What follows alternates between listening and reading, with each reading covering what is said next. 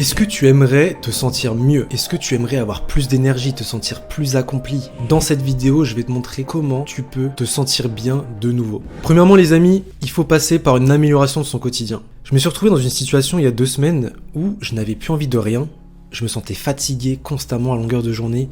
Quand j'allais au travail, j'avais pas le moral, j'avais envie de rien faire et j'étais clairement une larve. Comment je me suis sorti de cette situation où tu n'es pas productif, tu n'es pas heureux et tu ne fais rien tout simplement? J'ai commencé par me lever à 6h.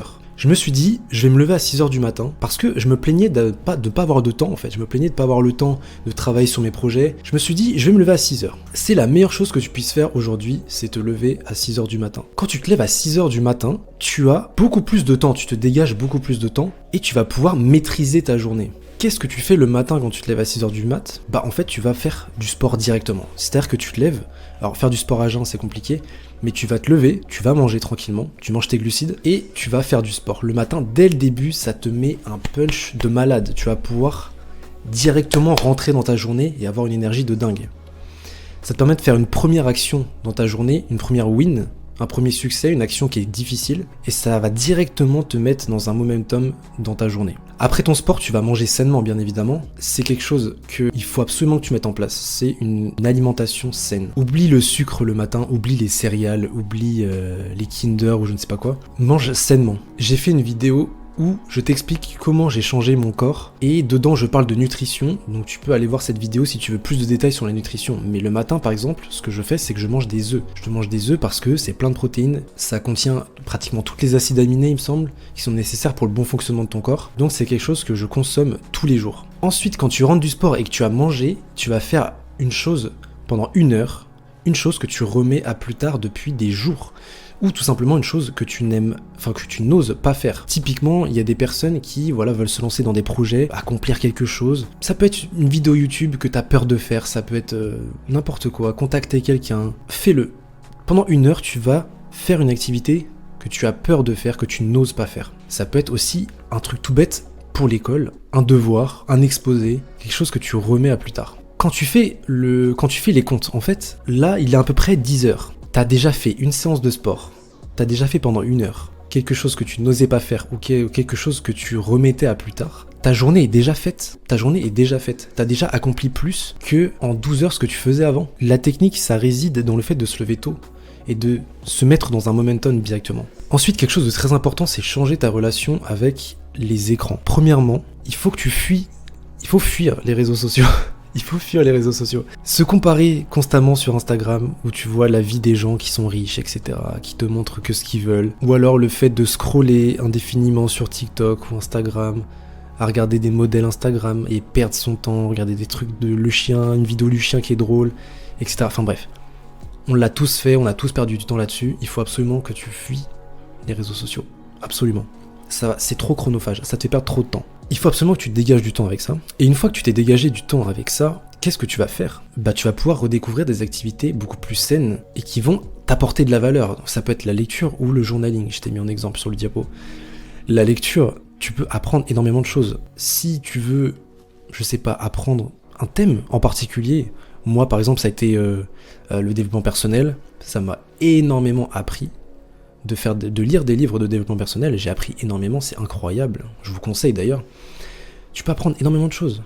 Il y a des livres sur l'investissement, il y a des livres sur le business, il y a des livres sur la finance, sur la nutrition, j'ai acheté des livres de naturopathie, de nutrition. Tu peux apprendre énormément de choses, et tu es productif quand tu lis.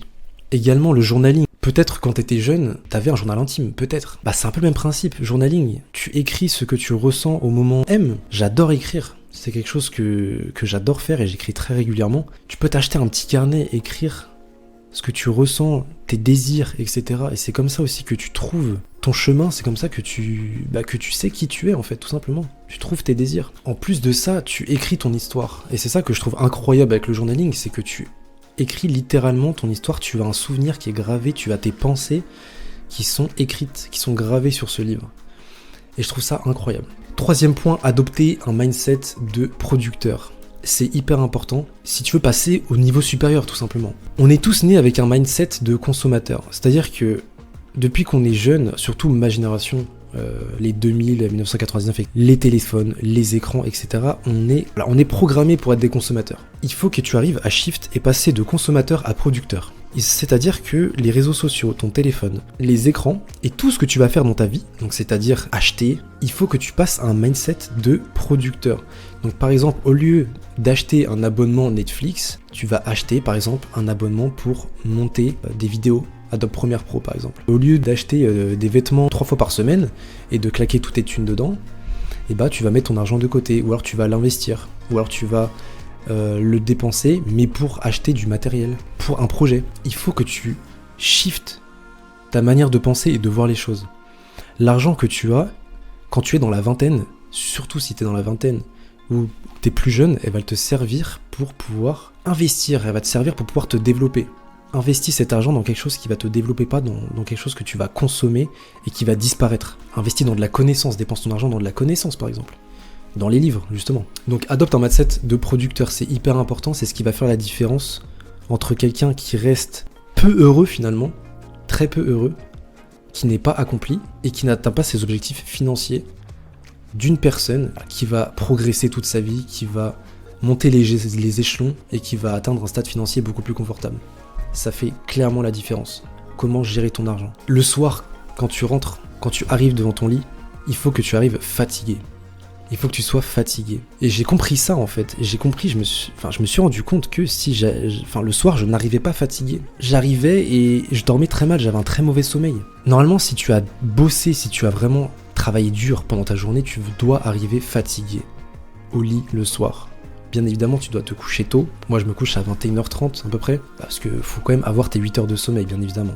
8-9 heures. Donc il faut absolument te coucher tôt, mais il faut arriver fatigué. Et le deuxième point, c'est ne pas perdre ton momentum. Une fois que tu as remonté le facteur sur le vélo, une fois que voilà, tu te sens bien, que voilà, tu as repris des bonnes habitudes et que tu te lèves tôt, il faut absolument pas perdre ce momentum. Encore une fois, il faut profiter des effets cumulés, c'est-à-dire que moins tu perds ce momentum, plus loin tu vas aller. Plus grands vont être les résultats, plus efficace tu seras. Donc il faut absolument pas perdre son momentum, je trouve qu'il est hyper important et à chaque fois que tu le perds, ça met du temps à retrouver encore une fois, à se remettre dans le bain, à se remettre à se lever tôt, etc.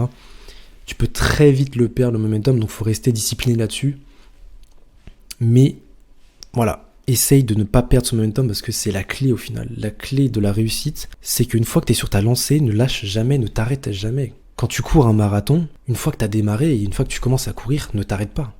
Jusqu'à la ligne d'arrivée, bien évidemment. Donc voilà, ne pas perdre ce momentum. Les amis, ce sera tout pour moi aujourd'hui. J'espère que cette vidéo vous aura aidé. J'espère qu'elle vous aura plu. N'hésitez pas à lâcher un commentaire, à lâcher un like, ça me ferait extrêmement plaisir. N'hésitez pas à me suivre sur Instagram également. Le lien sera en description. On se retrouve pour une prochaine vidéo. Ciao tout le monde.